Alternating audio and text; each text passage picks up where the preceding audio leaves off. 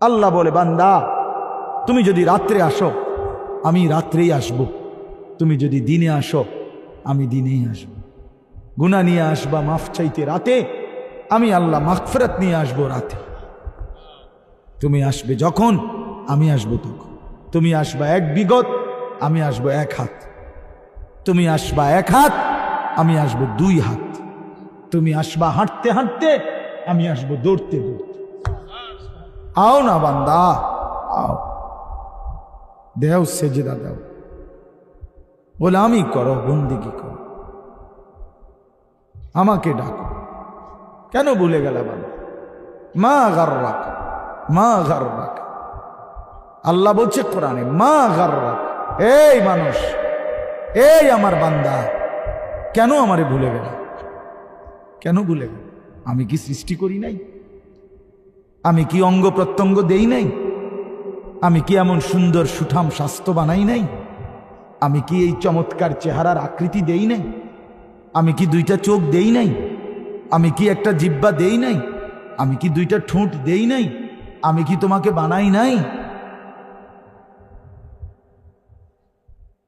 বলে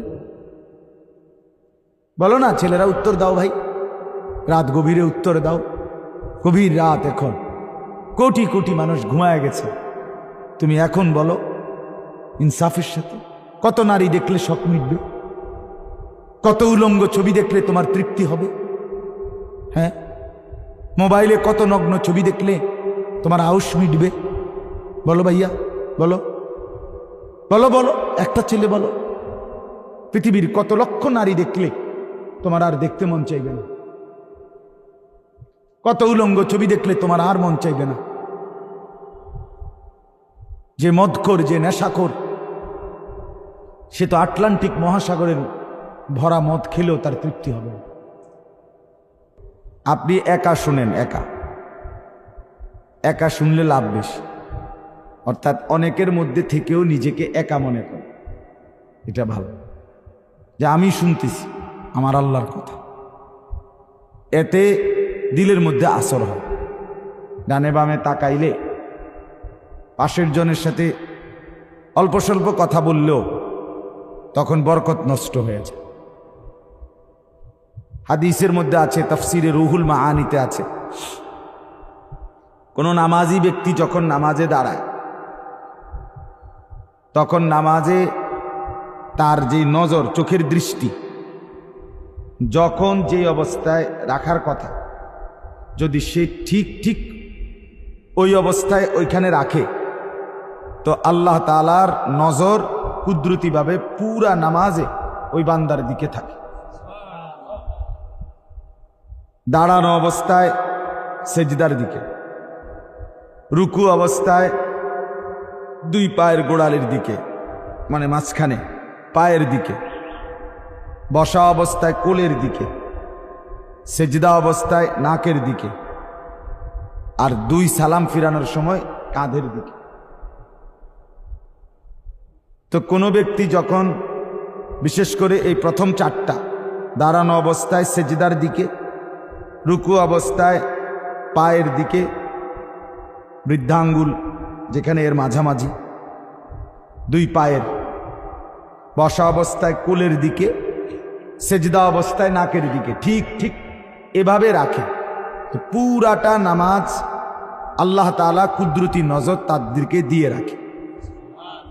এখানে হাদিসে আছে, যদি এক মুহূর্তের জন্য কোনো বান্দা, এক মিনিটের জন্য, 10 সেকেন্ডের জন্য যদি সে তার নজর জায়গার থেকে সরায় এলায়, মনে করেন দাঁড়ানো অবস্থায় নজর থাকার কথা কোন দিকে, কথা বলেন তো, এখান থেকে সে সরায় ফেলছে, নজর বেখেয়াল হয়ে গেছে। আল্লাহ নবী সাল্লাল্লাহু আলাইহি ওয়াসাল্লাম বলেন, সাথে সাথে শয়তান ছোঁ মেরে ওই ব্যক্তির নামাজকে নিজের দিকে টেনে নিয়েছে। শয়তান তখন নিয়ন্ত্রণে নিয়ে নেয়, আল্লাহর থেকে ছুটে যায়। ইন্নামা হুয়া ইখতিলাসুন ইয়াখতালিসুহু শাইতানু মিন সালাতিল আবদ।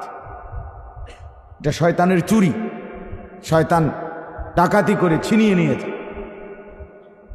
তাহলে বোঝা গেল নজর মনোযোগ খুব গুরুত্বপূর্ণ। নামাজের মধ্যে মনোযোগ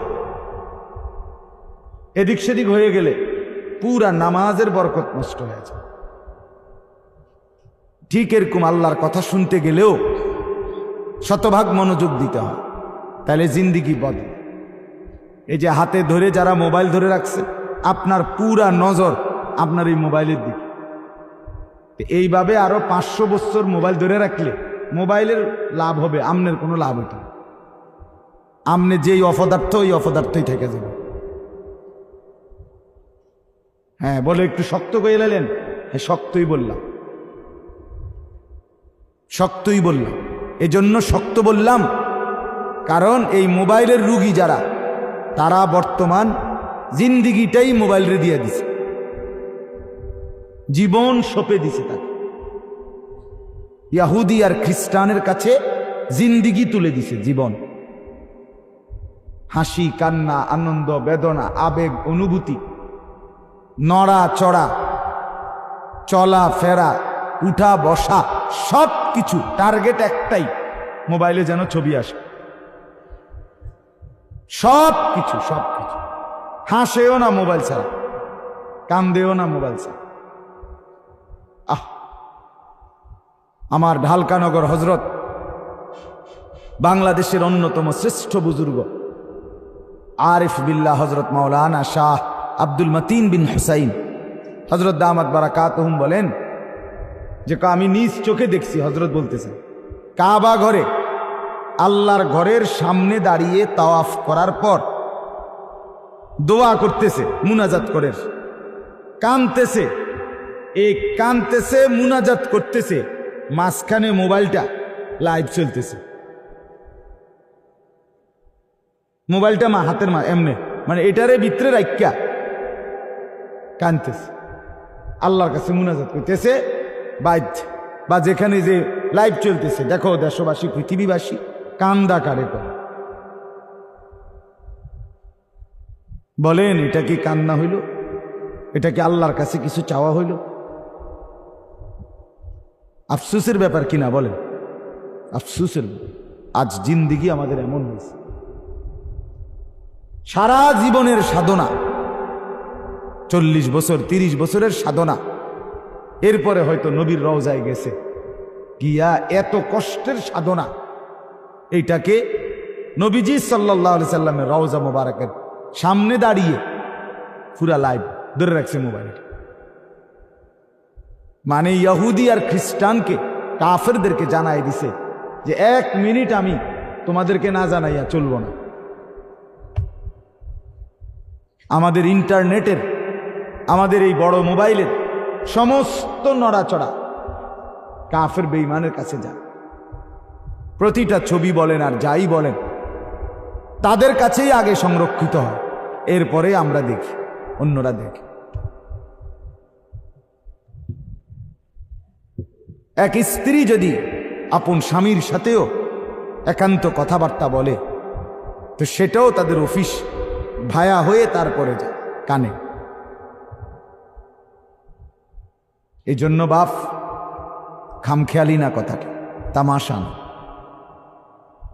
আজ আমরা আমাদের জিন্দিগি তুলে দিছি মোবাইলের কাছে, জীবনটা,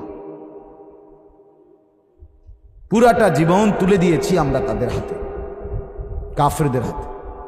দুশ্মন এমন কৌশল পাচ্ছে যেই কৌশলে মুসলমানের নড়া চড়া উঠা বসা, ঘর বাহির ভেতর, গভীর রাত দিনের আলো, একাকী প্রকাশ্য গোপন 24 ঘন্টার হালাত, মুসলমানের অধপতন বাড়ছে না উন্নতি হচ্ছে তারা ঠিকই দেখতেছে। কারণ আমরা তো সব কিছু মোবাইলের মধ্যে দিতেছি। আমাদের টার্গেট হলো পৃথিবীর কেউ না জানে, মোবাইলও জানে। আখেরাত কি হবে, পরকাল কি হবে, হাসরের ময়দান কি হবে? এজন্য দয়া করে এটা বোঝা উচিত, এর লেগে শক্ত কথা বল।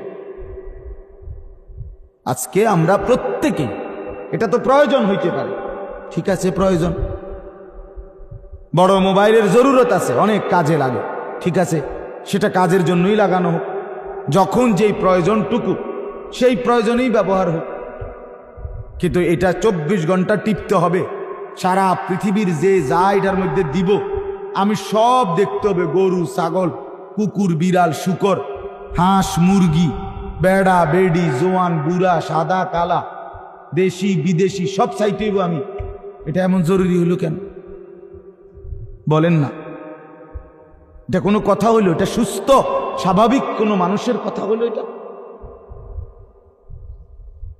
আল্লাহ তাআলা আমাদেরকে বুঝ দান করেন। এজন্য বললাম দয়া করে প্রত্যেকেই 2টা আয়াত মাত্র আমি আপনাদের সামনে পড়ছি, মনোযোগ দিয়ে শুনে, অল্প একটু কথা। 15 নম্বর পারা 18 নম্বর সূরা কোরআনুল কারীমের সূরা কাহাফ, এই সূরাটার নাম। এই সূরার 2টি আয়াত 45-46, এই 2টি আয়াত আপনাদের মাঝে আমি তেলাওয়াত করেছি।